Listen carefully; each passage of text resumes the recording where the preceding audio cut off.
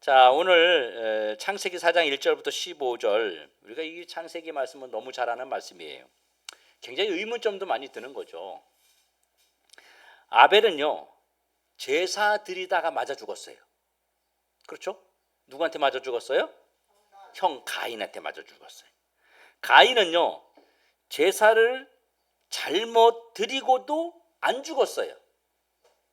근데 아벨은 제사를 잘 드리고도 죽었어요. 자, 그러면 여러분들은 제사를 잘못 드리 좀 잘 못 드리더라도 살고 싶습니까? 아니면 예배나 제사 잘 드리고 죽고 싶습니까? 어휴, 예. 저는 예배 조금 못 드려도 살고 싶은데, 예. 그래요. 근데 사실은 오늘 여러분 예배를 잘 드리면, 뭐 예를 들어서 오늘 예배를 잘 드리면 여러분 죽는다. 그럼 조금 덜 잘 드리더라도 사는 게 더 낫지 않겠어요? 어떠세요? 예. 사실은 우리가 현실로 다가가면, 우리 물론 신앙으로는 아이 죽더라도 예배 잘 드려야죠라고 말합니다. 그 정도의 어떤 각오면요, 여러분 엄청난 예배를 하나님께 드려야 돼요. 여러분 예배 드리면서 딴 생각하면 안 돼요. 그럼 이거 잘못 드린 거거든요. 그렇죠? 제사를 잘못 드리고 있는 거예요. 자, 그런 면에 따졌을 때, 그럼 우리가 제사를 드리고 하나님 앞에 예배를 드리는 것이 매번 죽어야 되는 그런 일일 수도 있어요. 완전히 잘 드리게 되면. 그래서 참 이 부분이 참 어려운 부분입니다.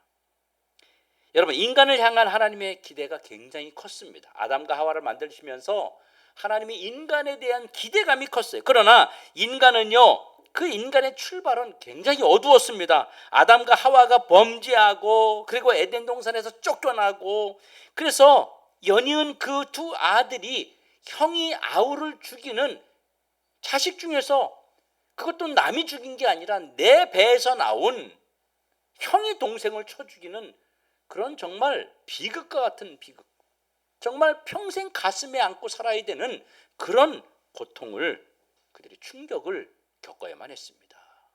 이게 마치 우리 일이 아니고 성경에 기록되어 있는 일이니까 아무렇지 않은 것처럼 그런가 보다라고 하지만, 아담과 하와 입장에서는 이건 엄청난 인생의 충격적인 일들이 계속해서 반복적으로 생기고 있는 것입니다.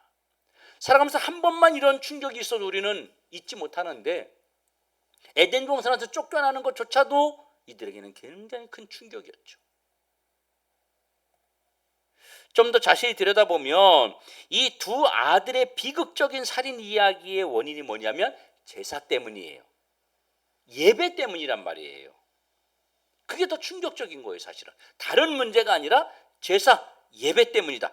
자, 부자지간에 상속 때문에 이런 일이 벌어졌다면 충격은 더 날 거예요. 근데 하나님 앞에 예배 드린 일로, 다시 말하면 제사 드린 일로 이런 끔찍한 일이 벌어졌다는 사실입니다. 여러분, 제사가 뭐예요? 하나님께 드려지는 인간들의 신앙 고백입니다. 더욱이 이들이 드린 제사는요, 감사 제사였어요. 양을 잡고 그 다음에 곡식을 추수한 것을 하나님께 드리고 감사의 제사였어요. 하나님께로부터 받은 것에 대한 감사로 드렸던 제사가 문제가 되어서 살인하는 그 사건까지 이루어지게 된 겁니다. 이게 충격이라는 거예요. 감사해야 되는 제사가 완전히 피비린내가 나는 그런 제사의 결과를 맞이했습니다. 많은 사람들이 이렇게 생각을 합니다. 예배를 잘 드렸다가 하는데 왜 맞아 죽었느냐? 가인이 예배를 잘 드렸는데, 제사를 잘 드렸는데 왜 맞아 죽었느냐? 예배를 잘 드렸는데 하나님이 왜 지켜주지 않았느냐? 이런 의문점이 여러분 들지 않으십니까? 하나님께 제사를 잘 드렸으면 하나님이 지켜주셔야 되는 거잖아요. 보호해 주셔야 되는 거잖아요. 그리고 히브리서에서는요, 믿음으로 아벨은 하나님이 기뻐하시는 예배를 드렸다 그래요. 믿음으로 아벨은 가인보다 더 나은 하나님께서 기뻐하시는 예배를 드렸다는 거예요. 그런데 맞아 죽었습니다.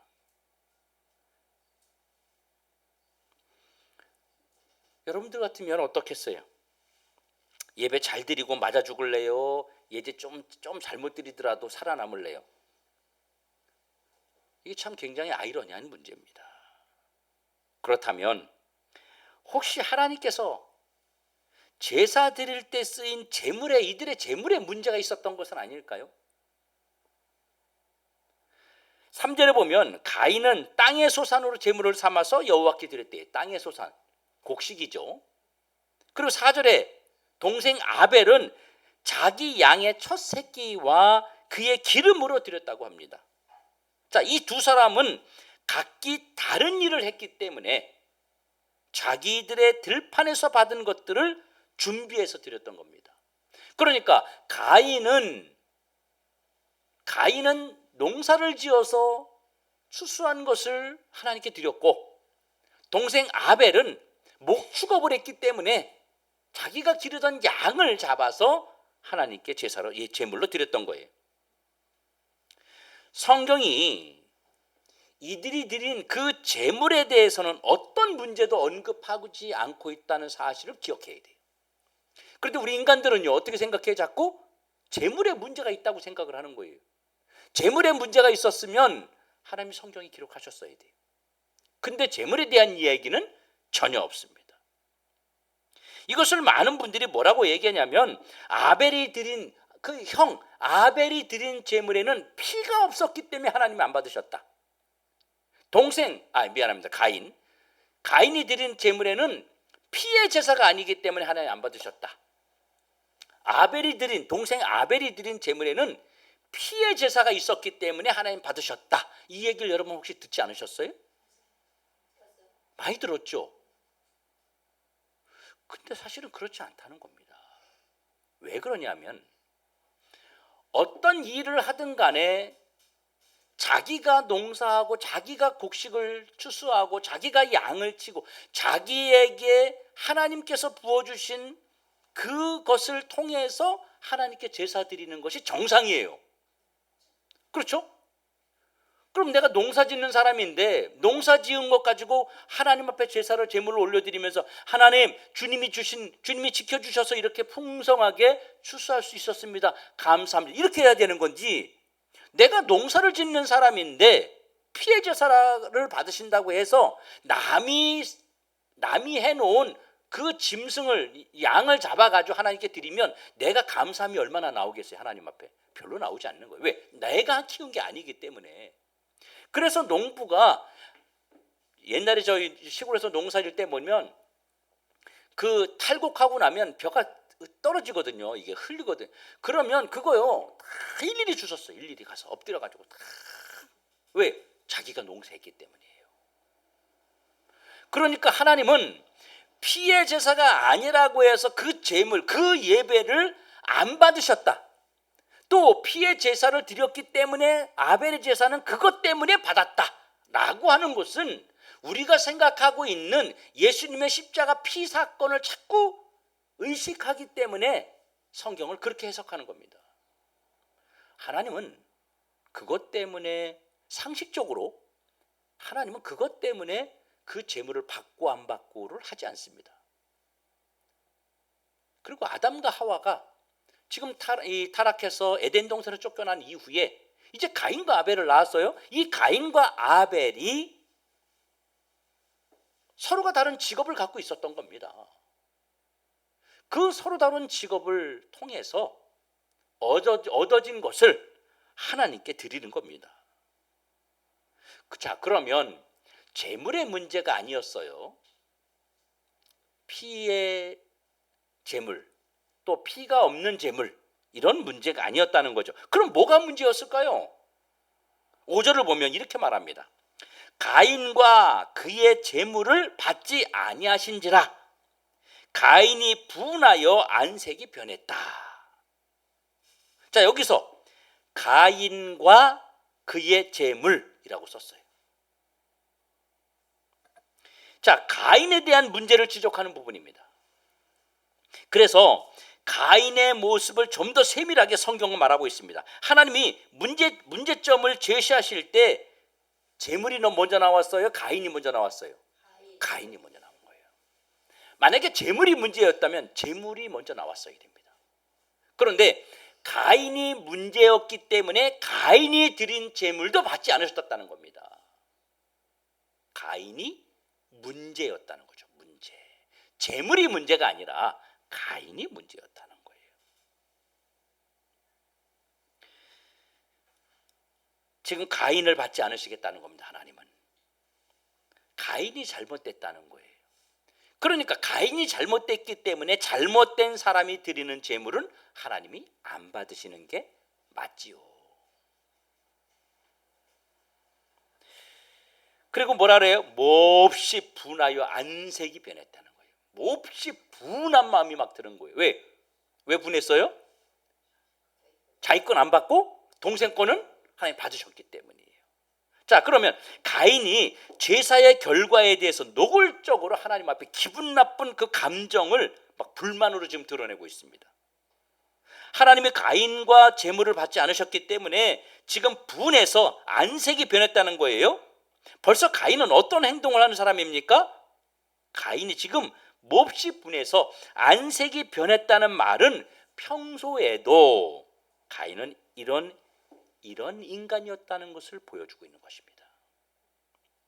이 부분을 보면 가인은 제사를 통해서 하나님께 올려드리는 제사를 통해서 하나님께 감사하기보다는 인간적인 감정이 가인 속에 개입되었다는 것을 우리는 짐작할 수 있습니다. 제사에 임하는 곳에 가인의 태도가 처음부터 문제가 있었다는 것입니다. 가인이 예배를 제대로 드리신 것입니까? 아니면 감정으로 드린 겁니까? 감정으로 드렸다는 거예요. 감정으로. 그래서 분한 겁니다. 여러분, 그럼 오늘 가인과 아벨이 처음으로 하나님께 예배를 드린 것일까요? 평생 처음 예배 드리는 겁니까? 아닙니다. 계속 드려왔다는 거예요. 자주 드렸습니다. 이렇게.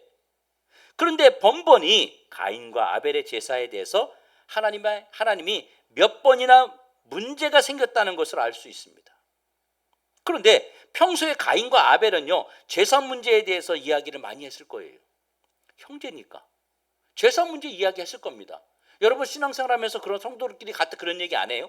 신앙적인 얘기 안 합니까? 믿음 얘기 안 하고 헌금 얘기 안 하고 예배 찬양 얘기 안 합니까? 하게 되잖아요. 이 제사에 대한 이야기를 가인과 아벨이 처음 드리는 예배가 아니기 때문에 계속해서 하나님이 이 예배를 받지 아니하신다든지 가인이 문제가 있으니까 하나님이 그것을 흡족하게 받지 아니하시는 모습을 가지고 가인과 아벨이 계속 충돌을 일으켰을 것이 가능성이 너무 많습니다. 그뿐만 아니죠.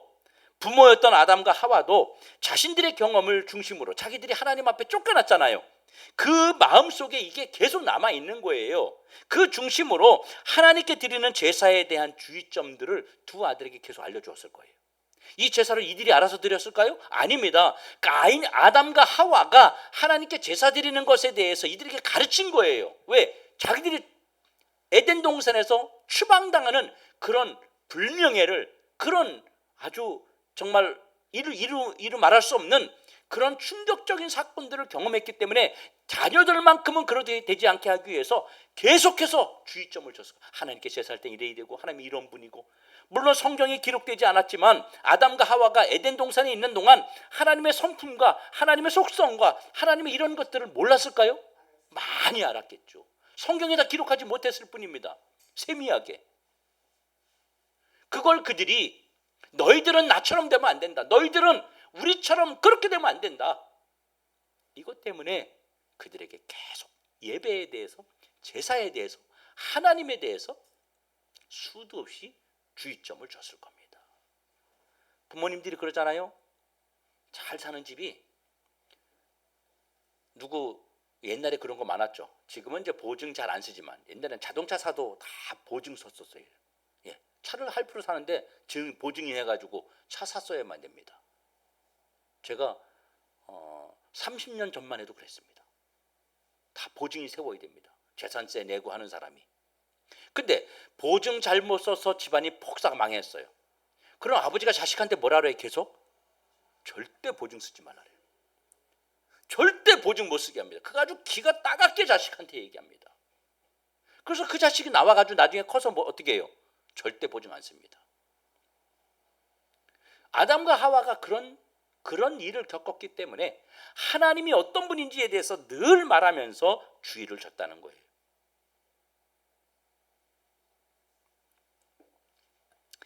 여러분,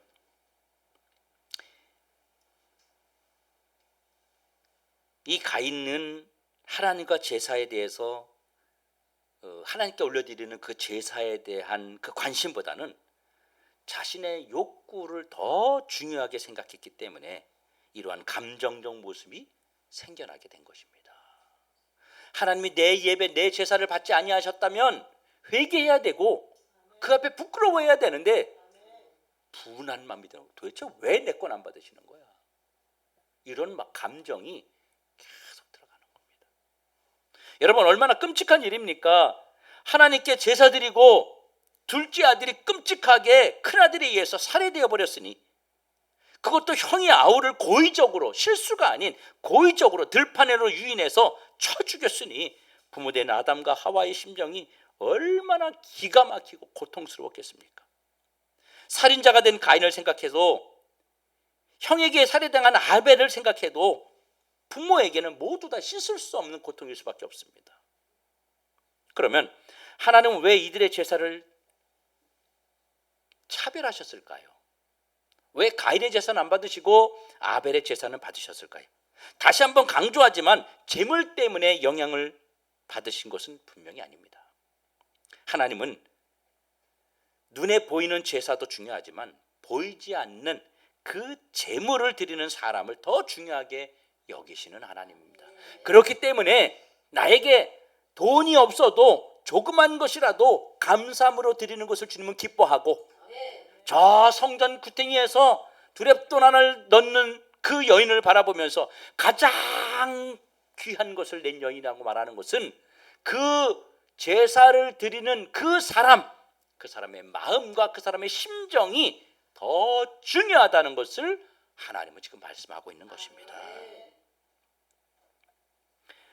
4장 7절에 내가 선을 행하면 어찌 낯을 듣지 못하냐? 선을 행하지 아니하면 죄가 문에 엎드려 있느니라. 죄가 너를 원하나 너는 죄를 다스릴지니라. 이 부분은 바로 제사의 문제가 생긴 이후에 하나님이 지금 가인의 그 상태를 보시고 가인에게 경고하시는 말씀입니다. 너를 다스려라. 너의 감정을 다스려라.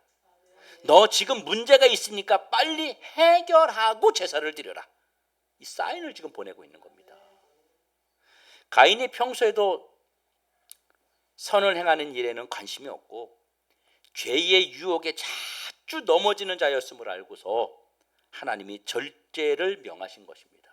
죄가 네 문 앞에 엎드려 있다. 이런 이야기를 계속 하시는 거예요. 하지만 가인은요, 하나님의 음성이나 경고 따위에는 안중에도 없었습니다. 오히려 하나님의 음성을 노골적으로 무시하고 하나님이 보시는 앞에서 아벨을 쳐 죽였습니다. 가인이 하나님과의 관계에 실패하고 있음이 살인까지 부르는 원인이었다는 것입니다. 하나님하고 관계가 제대로 안 되니까 바로 인간의 감정이 드러나는 거예요. 내가 하나님하고 관계가 잘 되면 나의 부족한 점이 있고 나의 단점이 발견되었을 때 그 앞에 무릎 꿇지 다른 사람을 비방하고 원망하지 않는다는 거예요. 하나님하고 관계가 끈끈하게 연결되지 않으면, 영적으로 잘 연결되지 않으면 우리는 그것이 옆으로 뻗쳐나가서 주변 사람들까지 어렵게 합니다. 근데 하나님하고 관계가 좋으면요, 다 은혜가 돼요. 그렇죠? 다 이쁘고 다 좋고 다 감사하고. 그냥 우리 교회가 항상 그래도 히히히 그러는 거 아니에요. 맨날 얼마나 웃음소리가 많이 나 우리 교회. 이런 교회가 어딨어. 이렇게 맨날 웃고 막 모이면 이렇게 좋아하고. 예? 그게 왜 그래요? 하나님하고 관계가 잘 세워지면 그러는 거예요. 예? 하나님하고 관계가 안 세워지면요, 불평불만으로 가득 찹니다. 다 꼴보기 싫어요. 저래서 꼴보기 싫고 저래서 싫고 저 내 마음이 저래서 안 되고 저렇게 뭘 시끄럽게 웃어. 저 사람 맨날 무슨 말을 저렇게 맨날 저 무슨 뭐 다 그런 것만 보이는 겁니다. 여러분, 가인의 이런 모습은 일시적인 충동으로 일어난 것이 아니었습니다. 평소에도 그랬다는 이야기입니다. 아담과 하와는 에덴에서 쫓겨난 이후에 두 아들에게 하나님에 대한 이야기를, 또 하나님과의 관계에 대한 중요성을 누누이 강조했을 것입니다. 이러한 부모들의 그 신앙에 대한 교훈을 가인은 무시했지만 아벨은 신중하게 받아들였어요. 그래서 신앙을 유지하면서 하나님 앞에 제사를 드렸던 겁니다. 그러니까 당연히 아벨은 형 가인과 신앙적 갈등이 있었을 수밖에 없어요. 같이 신앙이 성장하면 갈등이 없어요. 서로가 도움이 돼요. 근데 신앙이 완전히 하나님 중심인 거하고 인간 중심으로 딱 나가잖아요. 그럼 계속 충돌이 일어납니다. 너는 도대체 맨날 교회 가서 뭐하냐, 뭐 이런 소리 듣는 거예요. 너는 도대체 뭐가 그렇게 넌 즐거워서 맨날 시시덕거리고 있냐, 할 일이 이렇게 많은데, 이러는 거예요. 근데 같이 신앙의 노선이 맞고 같이 신앙 안에 들어가면요, 서로 도움이 돼요. 그러니까 이 갈등이, 가인과 아벨의 신앙이 부모로부터 받은 것을 아벨은 그대로 받아들여서 순종하는데 가인은 받아들이지 않은 거예요. 그러니까 어떻게 충돌이 일어나는 거예요. 그러니까 가인 입장에서 봤을 때는 아벨 저놈이 꼴보기 싫은 거예요. 잘난 척하는 것 같고, 지만 잘난 것 같고, 지만 하나님 앞에 제사 잘 드리는 것 같고, 이게 한 번만이었겠냐고요. 그러니까 자꾸 이 안에 갈등이 생기게 되는 것이죠. 아벨과의 사이에서도 좋지 않았습니다. 결정적으로 하나님이 이 제사를 통해서 그동안 가인이 가지고 있던 감정 폭발이 아벨의 살인을 통해서 나타나게 된 것입니다. 가인의 신앙생활은요, 하나님보다 아벨과의 경쟁을 중요시했기 때문에 이런 사건이 일어난 것입니다. 하지만 아벨은 흔들리지 않았습니다. 이것은 히브리서 11장 4절에 이런 아벨의 신앙을 그대로 말해주고 있는데, 믿음으로 가인보다 더 나은 제사를 드렸으니, 이렇게 지적하고 있어요. 자, 가인은 지금 인간적인 그 감정과 인간적인 시기와 인간적인 경쟁으로 끌려가는데, 아벨은 거기에 흔들리지 않고 믿음으로 시종일관 변하지 않았다는 것입니다. 그러니까 가인이 성질이 많이 나서 견딜 수가 없는 거예요. 이게 살인으로 이어지게 된 겁니다.